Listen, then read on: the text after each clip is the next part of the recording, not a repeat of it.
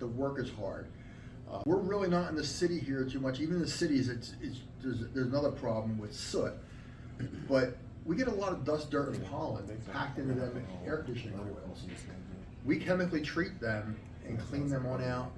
You can't use a pressure washer. We have a foaming coil cleaner that goes in, pushes the foam out, it pushes all the dirt and debris out, and these units breathe easier. I could take an amp probe, which is a meter that we use to see how much electricity something's actually using, and we'll do a reading, and I'll see 22 amps on an air conditioner, depending on what size it is, but 22 amps. Clean the condenser coils, go and put the amp probe back on, 16 amps.